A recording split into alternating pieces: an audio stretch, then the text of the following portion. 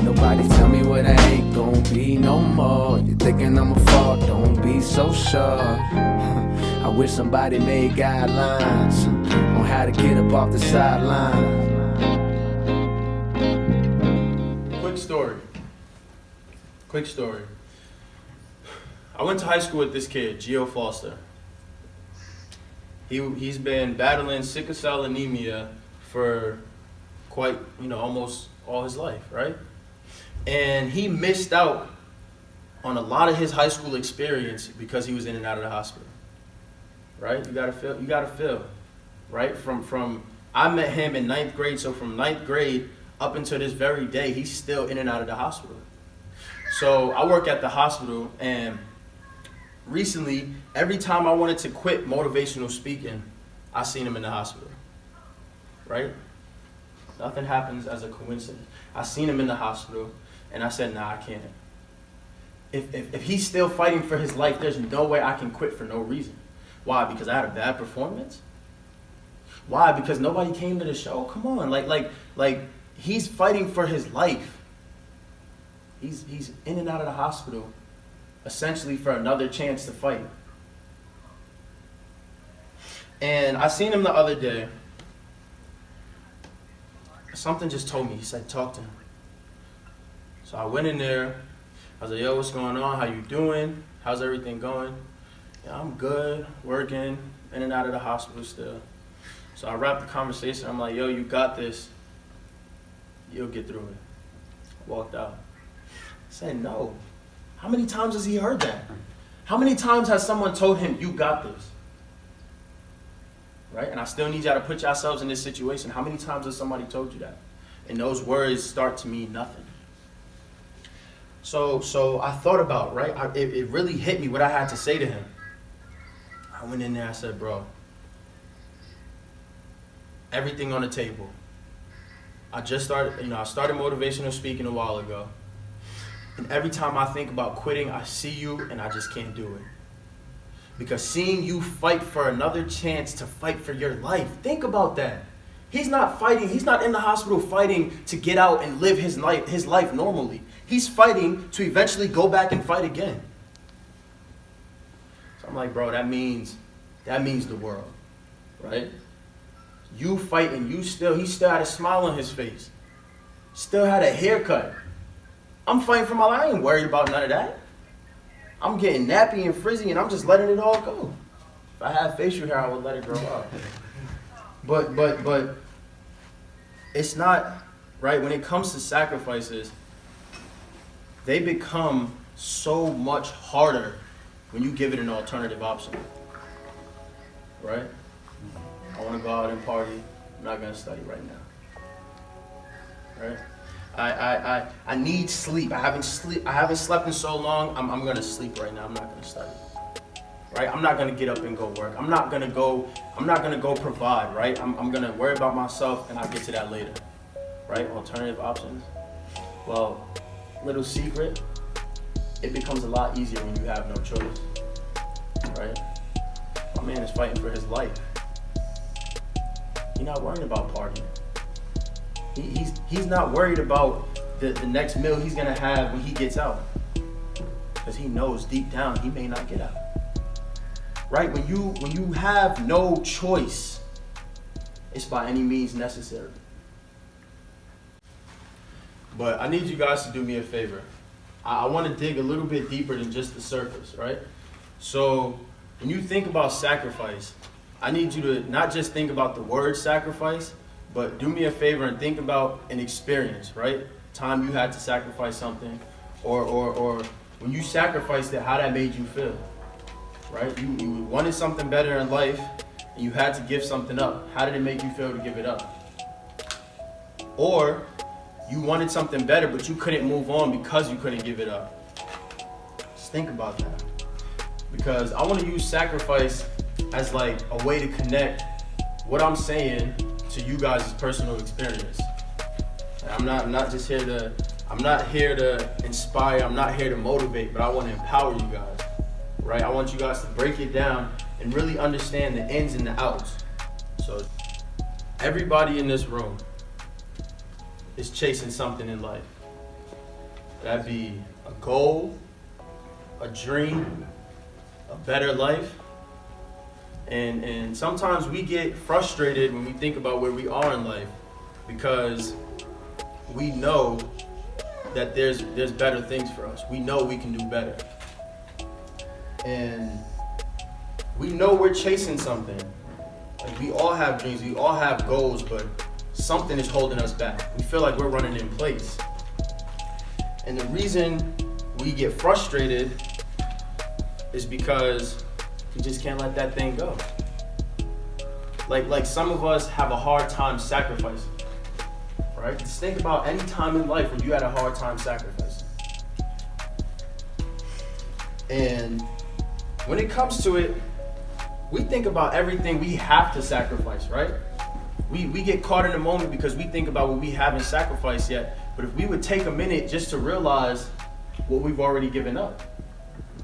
Like, a lot of times, how many times have you guys felt depressed or you felt sad because you couldn't give this up? You sacrificed your happiness. How much time have you put into this one thing, person, situation, and you wasted your time? You sacrificed your time. But this one hits me because this is what I felt. How many relationships have you broken within your family and your friends trying to hold on to this one thing? For real. Like, we sacrifice our family, we sacrifice our friends. And at some point, we gotta ask ourselves this question. Are we chasing what we're chasing because we're running towards something? Or are we chasing what we're chasing because we're running away from something? Because when it comes to chasing something in life, how hard we work, the limitations we put on ourselves, and what we sacrifice depends on one thing. Why are we doing what we do? Now, usually I come up here with 2 or 3 points and try to work my way through it, right? But I've learned how to just get one effective point. Like I feel like I be doing too much talking sometimes, right? You come here, you know you got Rob chatting. Come on now, get to the point. But I've learned how to get this one effective point. And that point today, give your sacrifice purpose.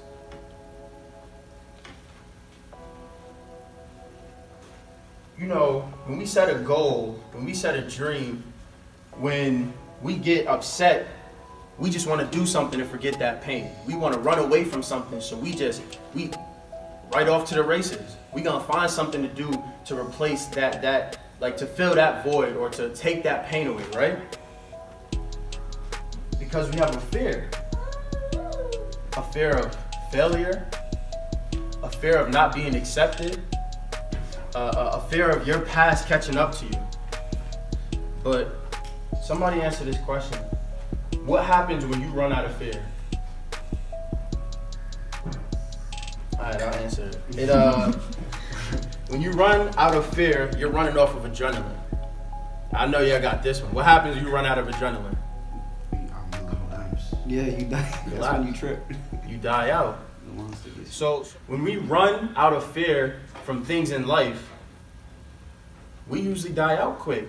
That's why we become stagnant. That's why we start to run in place, because we no longer have a purpose to run.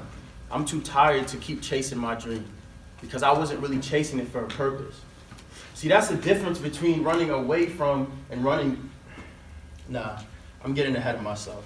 Let me break this down for y'all, right? Because I need y'all to really catch this.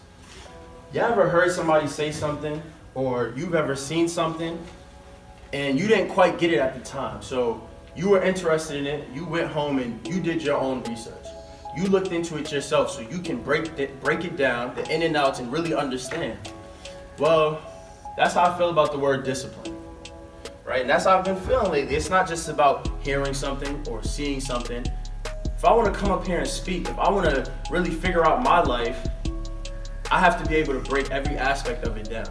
So when I hear the word discipline, my father, we were talking, and he goes, you know, if you want to control your own destiny, you have to have discipline. And then I'm watching the Eric Thomas video, and I hear him talk about discipline. So I took it into my own hands to do my own research. And I'm looking into it, and I study my people, right? When I say my people, I'm talking about 3 people.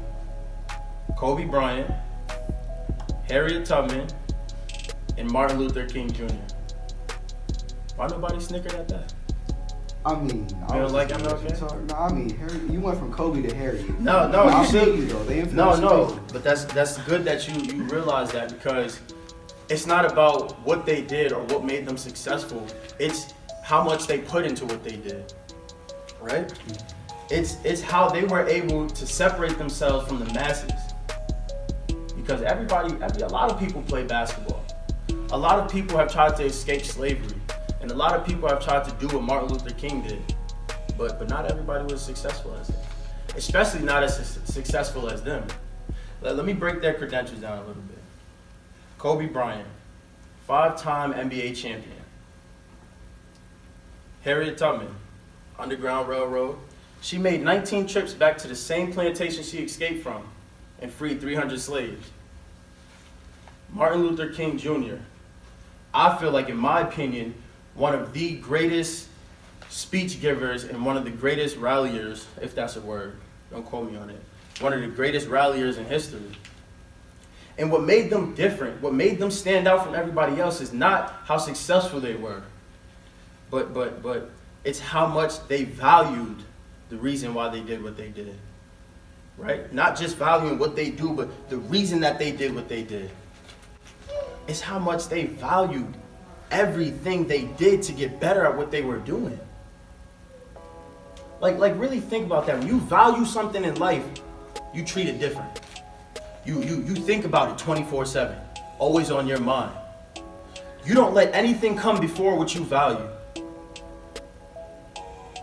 You see, yeah, did y'all catch it? Because we're talking about sacrifices. You don't put anything before what you're valuing. If I value the purpose that I come up here and speak, I don't let nothing come before speaking. Why? Because I value not only what I'm doing, I value the purpose, and I value myself so much that I'm gonna come up here every day of my life, everywhere I go, school, work, chilling at home, it's going to be about dedicating to this. How do I get better at speaking? How do I come up here and reach y'all? How do I get somebody to want to change their lives? Those are the things that I think about, because that's how much I value what I do. When you give your grind a purpose, then you start to understand why you have to let some things go. That's what's gonna separate you from everybody else. Why you value it. Because when you think about something different, right? When you value something different, you grind different. You want every aspect of your life to line up with what you're grinding for. You're right. Because I value it different. Why? I value myself enough not to get outworked. I value myself enough not to let somebody else take my spot. There is no taking my spot no more. You want it, you gotta earn it. And you're gonna have to work real hard to do it.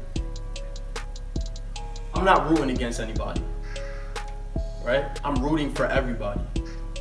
I wanna see change. I wanna be able to, one, change myself, and to make people wanna change themselves so we can just change the world. For real. Right? Even if it's not school.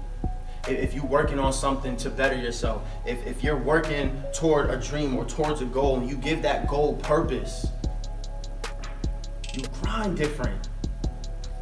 You see it different than everybody else does. That's what's gonna separate us. When I started valuing this, right? When I started valuing speaking, I started taking everything a step up, right? I went to Westchester last week for a Brothers of Excellence conference. And I'm gonna be honest with y'all, I never publicly spoke about the struggles for African American. Right, that was my first time doing that. I never really engaged in public conversation like that, let alone stand up in front of a room of people. Because I did like 3 events here, right? And that it was just out of my realm, but as soon as my friend told me about it, I said, yeah, let's do it. Because I knew at some point throughout this journey, I was gonna level up a little bit, right? I may not have been ready at the time, right? When you give some things up and you sacrifice, it's not just about, all right, I'm gonna sacrifice this, I'm ready. What's up? What's my next move? No, you gotta sacrifice, and sometimes it may take time.